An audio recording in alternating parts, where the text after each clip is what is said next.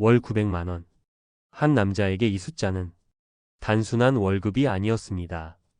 가족을 지켜온 든든한 갑옷의 무게이자 성공의 증표였습니다. 하지만 그 단단해 보이던 갑옷이 한순간에 벗겨진다면 무슨 일이 벌어질까요? 오늘 우리는 한때 누구보다 빛났지만 퇴직 후 아무도 찾지 않는 현실에 갇혀버린 한 가장의 이야기를 하려 합니다. 그의 전화기는 한때 쉴 틈 없이 울렸지만 지금은 마치 세상과 단절된 듯 고요하기만 합니다. 그리고 우리는 스스로에게 물어야 합니다. 이 이야기가 정말 남의 이야기일 뿐일까요? 여기 평생을 성실하게 살아온 한 남자, 김진섭 씨가 있습니다. 그는 대기업 부장으로 일하며 월 900만 원에 가까운 급여를 받았습니다. 수도권의 시가 7억 원이 넘는 아파트도 있었고 자녀들도 번듯하게 키워냈습니다. 그의 삶은 남들이 보기에 완벽한 성공 서사 그 자체였죠. 이것은 결코 소설 속 이야기가 아닙니다. 수도권과 6대 광역시에 거주하는 50대 직장인 2,000명을 대상으로 한 설문조사에 따르면 월 평균 가구 소득은 641만 원, 평균 자산은 7억 4,860만 원으로 나타났습니다. 김진섭 부장은 그 평균보다 조금 더 나은 우리 시대의 성실한 가장을 대표하는 인물이었습니다. 그는 당연히 은퇴 후에도 주변 사람들과 어울리며 여유로운 인생 이막을 맞이할 것이라 굳게 믿었습니다. 하지만 균열은 예상보다 너무도 빨리 찾아왔습니다. 정년보다 5년이나 이른 희망퇴직 권고였습니다. 통계청 자료에 따르면 우리나라 직장인의 주된 일자리 평균 퇴직 연령은 49.3세에 불과합니다. 많은 이들이 막연히 60세를 생각하지만 현실의 시계는 훨씬 빠르게 돌아가고 있었던 겁니다. 김 부장은 퇴직금으로 몇 년은 충분히 버틸 수 있을 거라 생각했습니다. 그러나 그는 곧 차가운 현실의 벽과 마주했습니다. 한 금융그룹의 조사에 따르면 은퇴 가구가 생각하는 최소 생활비는 월 240만 원, 기본적인 문화생활까지 포함한 적정 생활비는 월 336만 원입니다. 매달 통장에 찍히던 월급이 사라지자 당장 카드값과 관리비, 보험료가 거대한 산처럼 느껴지기 시작했습니다. 더 큰 문제는 그의 자산 대부분이 부동산에 묶여 있다는 사실이었습니다.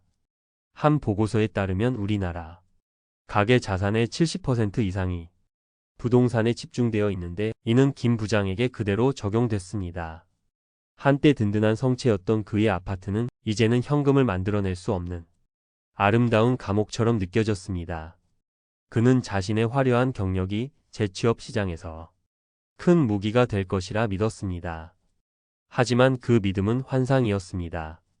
앞서 언급된 설문조사에서 응답자의 64%가 퇴직 후 재취업이 잘 안 될 것이라 예상했는데 이는 냉혹한 현실이었습니다. 수십 통의 이력서는 아무런 답장 없이 사라졌고 간혹 오는 연락은 그의 기대에 한참 못 미치는 자리뿐이었습니다. 결국 생계를 위해 그는 편의점 야간 아르바이트를 시작했습니다. 한 경제연구원의 분석에 따르면 김 부장처럼 어쩔 수 없이 시간제 근로를 선택하는 50대 비자발적 시간제 근로자는 연평균 7.4%씩 가파르게 증가하고 있습니다. 화려했던 그의 과거와는 너무도 다른 현실이었습니다. 하지만 정말 고통스러웠던 것은 얇아진 지갑이 아니었습니다. 인간관계의 단절이었습니다. 월 900만 원을 벌던 시절의 씀씀이를 감당할 수 없게 되자 자연스럽게 친구들과의 약속을 피하게 됐습니다. 직장 동료들의 연락도 퇴직과 함께 거짓말처럼 끊겼습니다. 실제로 은퇴 후 우울증의 가장 큰 원인으로 꼽히는 것이 바로 이 사회적 역할의 상실이며 한 조사에서는 35.7%를 차지했습니다. 전문가들은 이러한 사회적 고립을 단순한 외로움이라 부르지 않습니다. 건강과 수명을 단축시키는 조용한 살인자라고 부릅니다. 직장이라는 소속감을 잃고 타인과의 연결고리가 끊어지면 이는 엄청난 스트레스로 작용해 신체적 질병으로까지 이어집니다. 보건복지부 통계에 따르면 65세 이상 고령 인구의 약 20%가 우울증 증세를 겪고 있습니다. 김진섭 씨 역시 깊은 무기력감과 우울감에 시달리며 아무도 찾지 않는 현실의 무게를 온몸으로 견뎌내야 했습니다. 여러분이라면 이 상황에서 어떤 선택을 하셨을 것 같나요? 자, 지금까지 우리는 김진섭 씨의 느리고 고통스러운 추락을 지켜봤습니다. 그의 이야기는 마음을 무겁게 합니다. 하지만 이 이야기는 절망의 기록이 아니라 우리를 위한 경고의 기록입니다. 그리고 지금부터가 진짜 중요합니다. 이 경고 속에서 우리는 희망과 준비의 실마리를 찾아야 합니다. 김진섭 씨의 추락은 개인의 나태함 때문이 아니었습니다. 우리 시대 수많은 50대 가장들이 빠질 수 있는 공통된 함정의 결과였습니다. 첫째, 자산이 곧 현금이라는 착각입니다.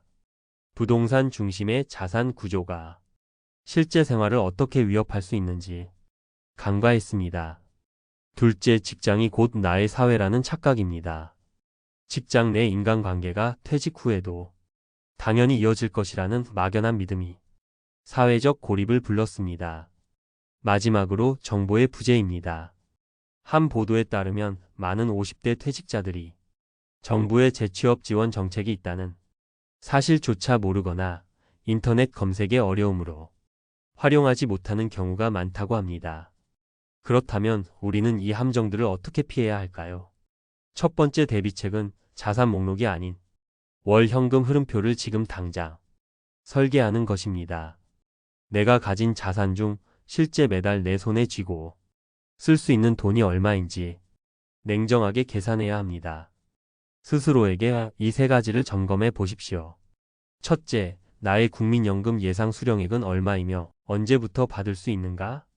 조기 수령 시 매년 6%씩 감액되고 연기 수령 시 매년 7.2%씩 증액된다는 점을 고려한 최적의 시점을 고민해야 합니다. 둘째, 나의 퇴직금은 IRP 즉 개인형 퇴직연금 계좌로 이전하여 연금으로 수령할 계획인가?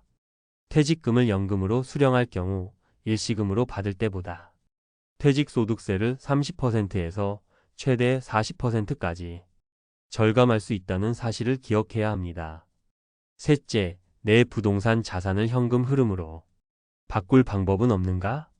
주택연금 가입을 고려해 보거나 자녀와 상의하여 집을 처분하고 현금을 확보하는 방안도 진지하게 검토해야 합니다.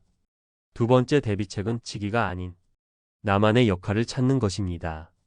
퇴직은 부장, 상무라는 직위를 내려놓는 것이지 내 인생의 역할을 끝내는 것이 아닙니다. 화려한 재취업이 아니어도 좋습니다.